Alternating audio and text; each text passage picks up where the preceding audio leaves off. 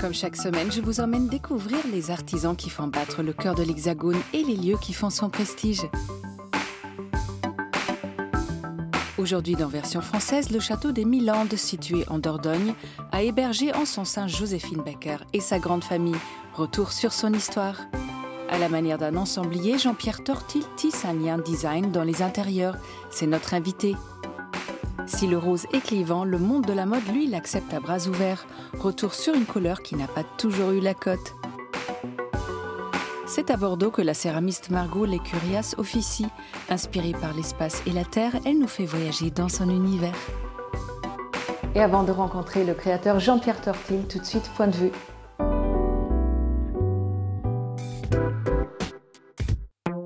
Avant d'être mondialement connu pour son bleu éponyme, Klein était déjà surnommé Yves le monochrome. Passionné de pigments, il s'allie à un marchand et un chimiste pour créer un procédé qui transformera cette teinte de bleu en un passage dans une autre dimension. C'est en mai 1960 qu'il déposera même à l'Institut national de la propriété intellectuelle cette teinte. Un acte qui protège ainsi le procédé, mais qui est surtout considéré comme une démarche artistique à part entière pour le monde de l'art conceptuel.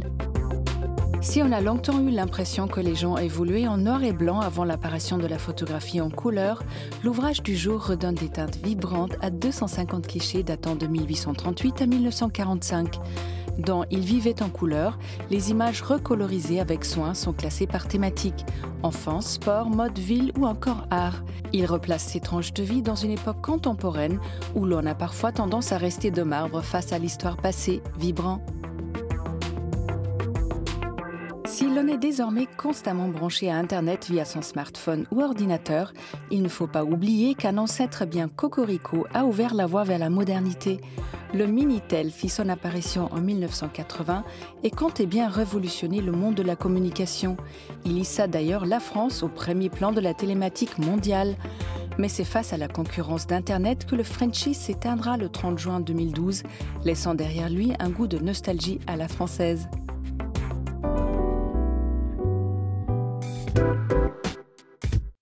Si l'on connaît Joséphine Baker pour ses pas de danse chaloupés, on en sait moins sur ses engagements multiples. Découverte de son ancienne demeure, le château des Milandes.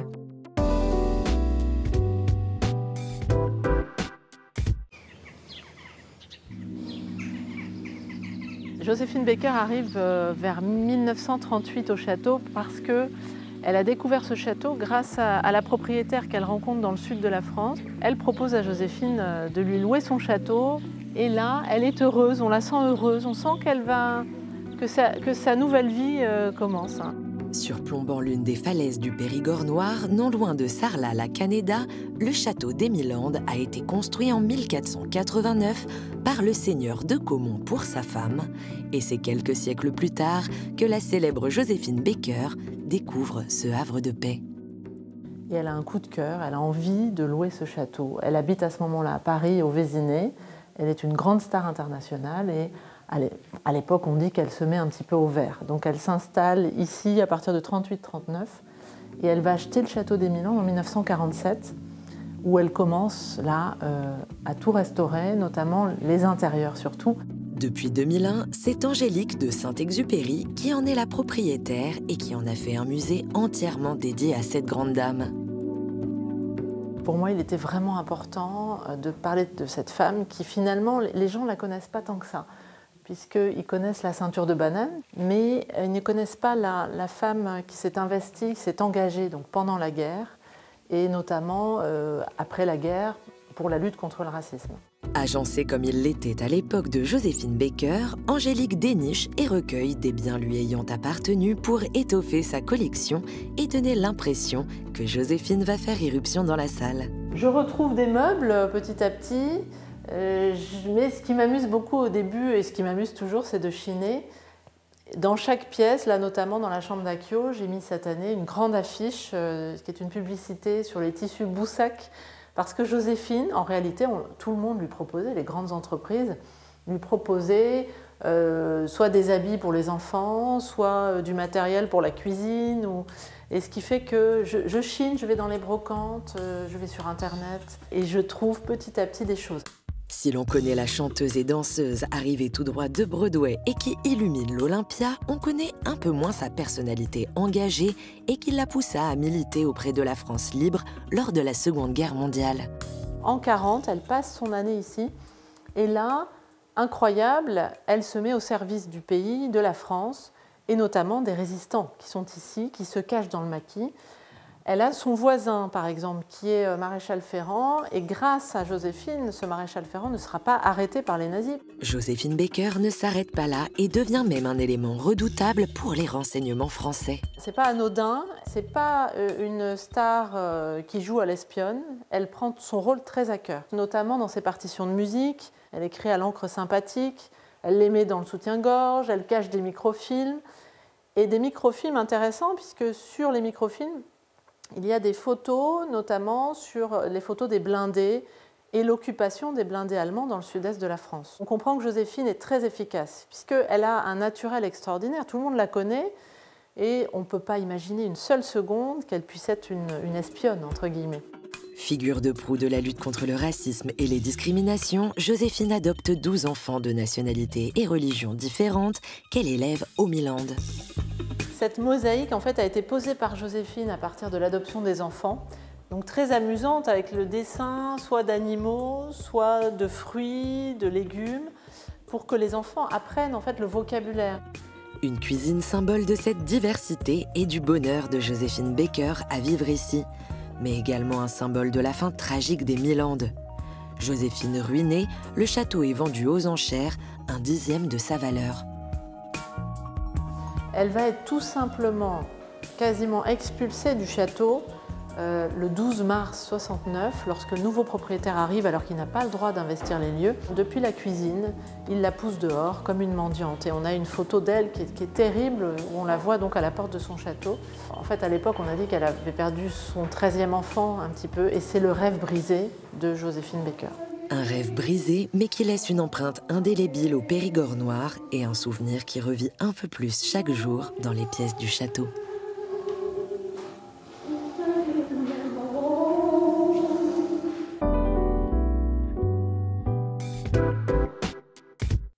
Jean-Pierre Tortil, directeur artistique, scénographe et designer d'intérieur, crée des ensembles design grâce à son œil affûté.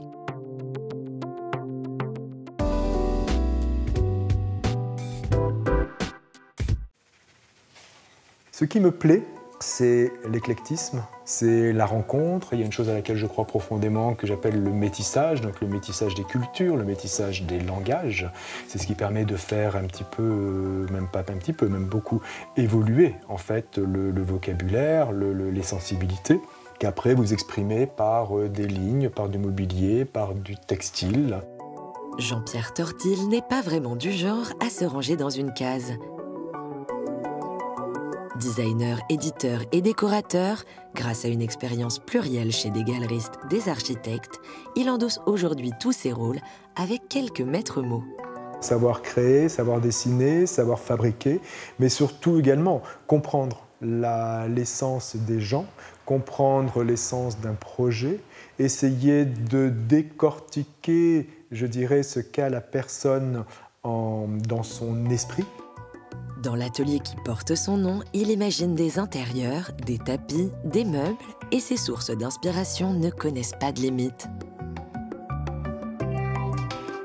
Ça peut être la musique, ce sont des couleurs, ce sont des mobiliers, ce sont des rencontres avec des pièces, avec des œuvres, avec des personnes.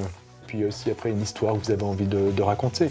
Le mobilier est une passion pour lui et en quelques coups de crayon, Jean-Pierre Tortil donne forme à ses idées, des formes sobres et intemporelles.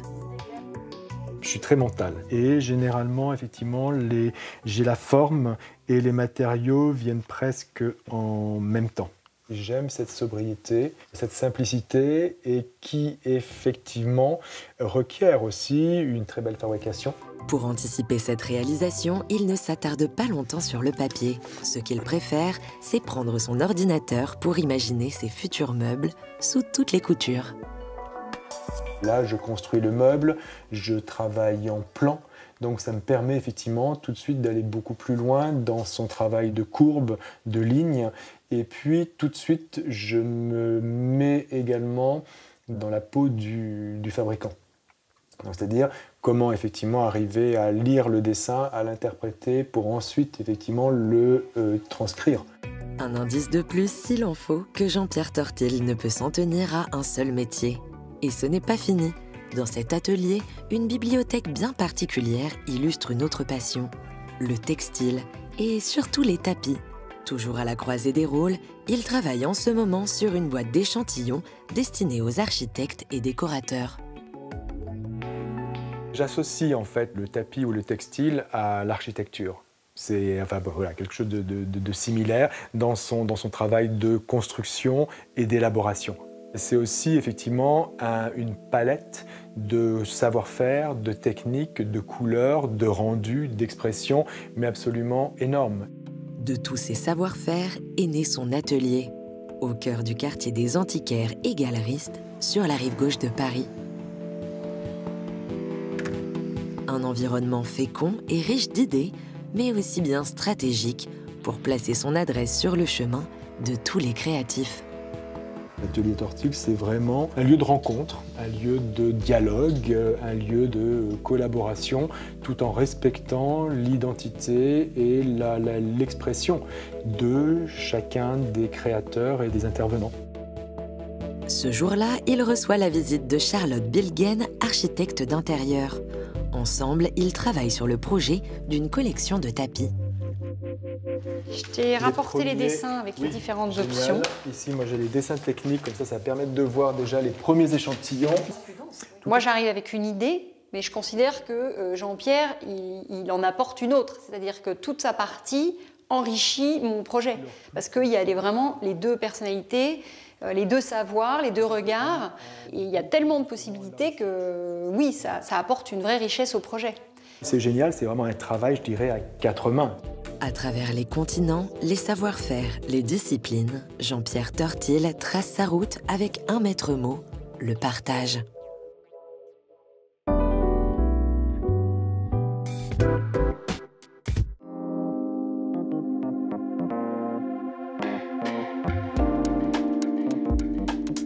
Bonjour Jean-Pierre. Bonjour Katharina.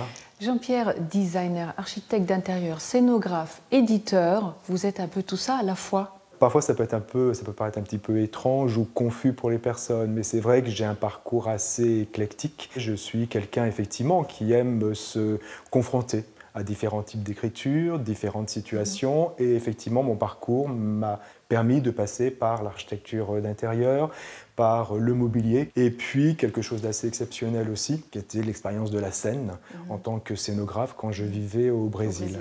Vous êtes un peu ce qu'on appelait autrefois un ensemblier.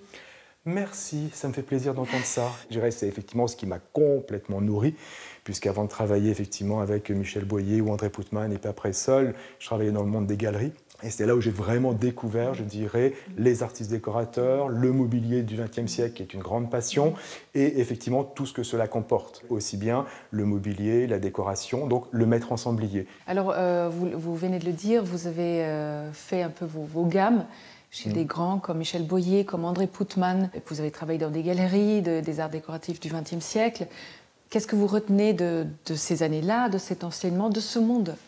Je retiens alors une chose extrêmement importante, je dirais l'acquis de la connaissance, la curiosité. Je suis quelqu'un d'extrêmement curieux, je dirais, et ce sont des personnes qui m'ont nourri, qui m'ont permis aussi de pouvoir accéder à beaucoup d'informations, notamment les galeries dans lesquelles je travaillais à l'époque étaient Denis Bosselet ou Jacques Devos. Après, ce qui était extrêmement important, je dirais, c'était rencontrer des gens comme Michel Boyer, bien évidemment André Poutman, où là, j'ai pu, je dirais, rentrer dans un autre monde qui était le monde de l'architecture intérieure, mais également le monde de l'édition de mobilier. Vous avez vécu également plus de 10 ans au Brésil.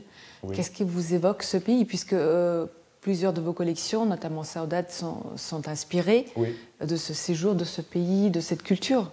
C'est la vie qui m'a emmené effectivement au Brésil. Donc à l'époque, moi je travaillais beaucoup sur Londres. J'étais en train vraiment de développer ma carrière en solo sur Londres.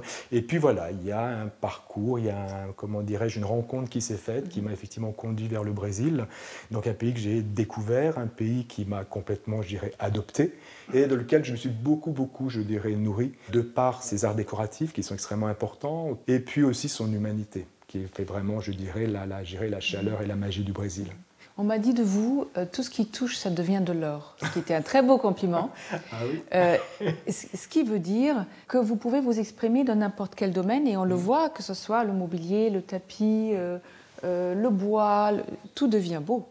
Ben, écoutez, je vous remercie. Et je ne sais pas qui a dit ça, mais j'avoue, ça me touche énormément. C'est une passion dans ce que je fais, une passion surtout avec les gens que je rencontre également, que ce soit aussi bien designer, que ce soit les ateliers. J'adore être dans les ateliers. C'est là où vous voyez la transformation des matières qui vous fait, je dirais, rebondir sur d'autres choses. Mais finalement, il y a quand même un fil conducteur, je dirais, qui lie tout ça. Peut-être une certaine, je dirais, rigueur, une certaine, je dirais, vision, mais j'aime pas être cantonné. Je suis quelqu'un d'extrêmement libre et j'aime pas être effectivement cantonné dans une case. Qu'est-ce qui caractérise un beau meuble pour vous? Est-ce que c'est l'intemporalité? Est-ce que c'est l'harmonie, les proportions?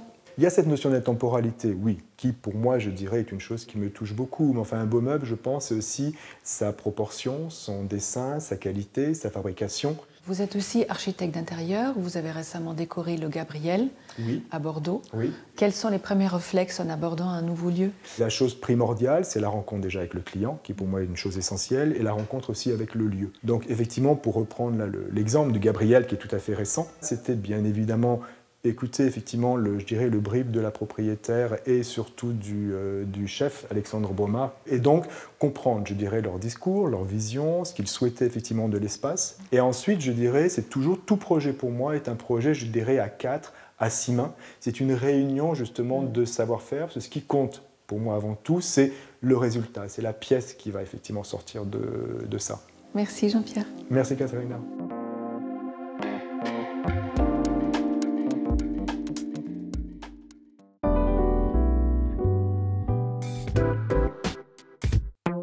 Bonbon, gnangnan ou réservé aux filles, le rose a longtemps eu mauvaise presse.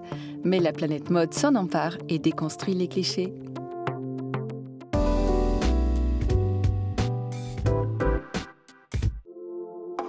On le pensait futile, sucré, associé à une féminité naïve et stéréotypée, mais ces symboliques sont en fait plus profondes qu'il n'y paraît.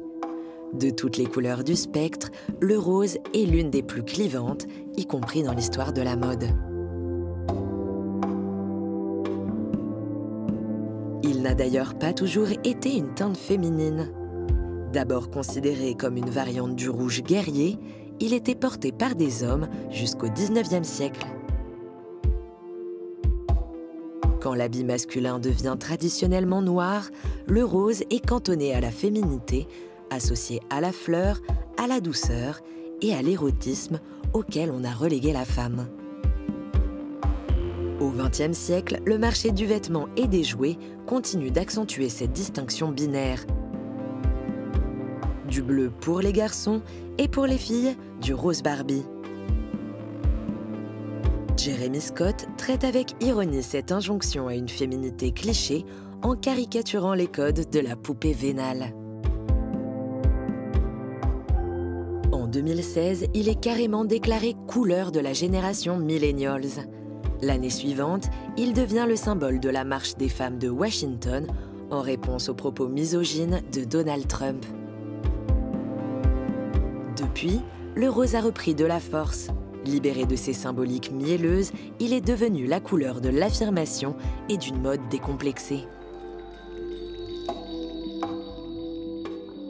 En 2021, il a repris sa place dans la garde-robe masculine.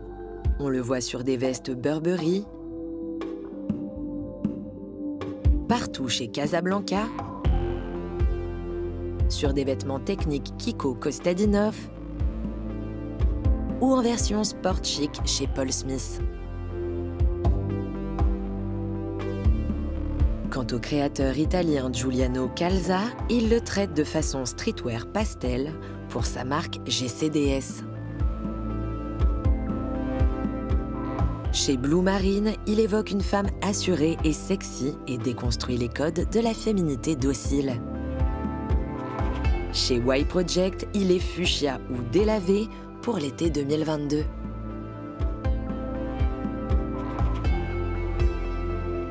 La même saison chez Dior Homme, il habille le décor autant que les mannequins. Une collection hybride qui mêle costumes et survêtements, satin et motifs pop. Preuve qu'au XXIe siècle, les goûts et les couleurs ne sont plus enfermés dans les stéréotypes. Aujourd'hui, la mode libère plus qu'elle ne cloisonne, et l'exemple du rose ne pourrait être que le début d'une grande révolution.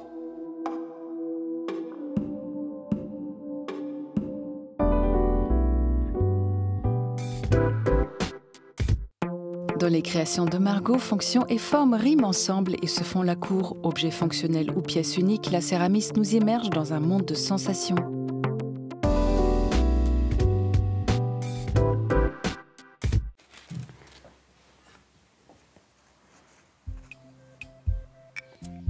J'aime bien quand on voit les imperfections et qu'on voit la terre qui a travaillé en fait. Ça permet de montrer la matière, ses faiblesses et en même temps sa nature en fait. Il y a quelque chose de très dans le lâcher prise et qui a un rapport très doux, très sensuel à la matière. Architecte de formation, Margot Lécurias a rencontré la terre lors de ses 5 années passées en Californie et a eu un véritable coup de foudre pour la matière. Depuis, elle jongle entre son premier amour, l'architecture, et sa récente passion, la céramique, qu'elle conjugue dans son quotidien professionnel. Ce qui me plaît dans la céramique et dans la terre, c'est que ça me permet d'avoir une forme d'expression qui est à la fois très en lien avec ma pratique architecturale. Ça me permet d'avoir des grandes pièces qui me permettent d'habiller l'espace, qui a des caractéristiques plastiques qui me permettent à la fois de faire des choses très structurelles et très sculpturales aussi, et larges et grandes, mais en même temps une approche très sensuelle.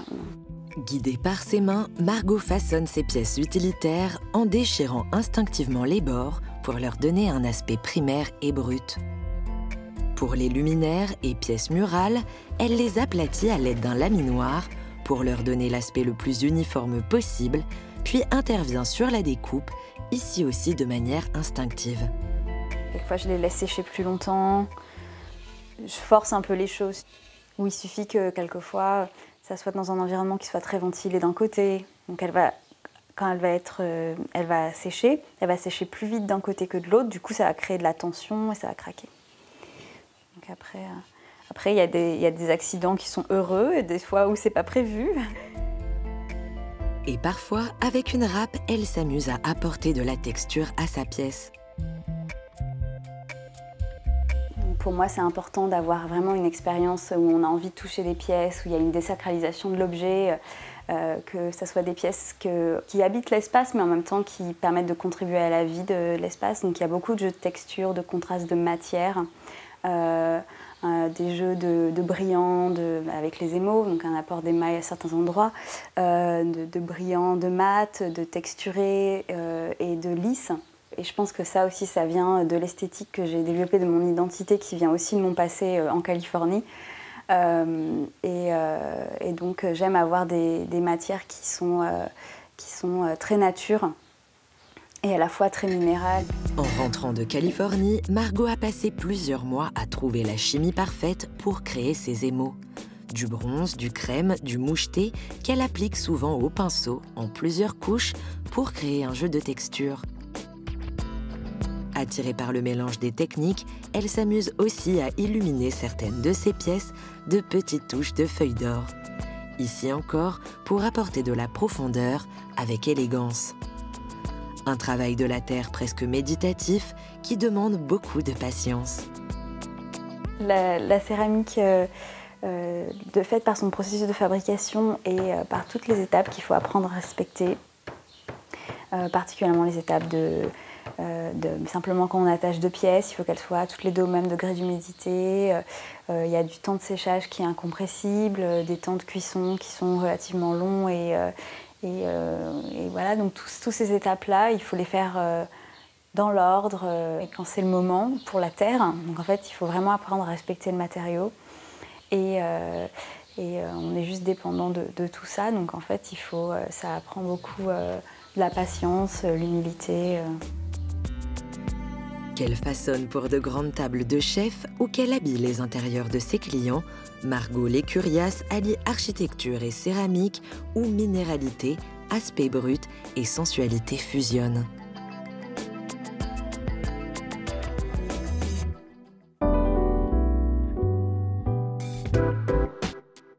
Version française est déjà terminée, mais on se retrouve très vite pour toujours plus de découvertes. Bye!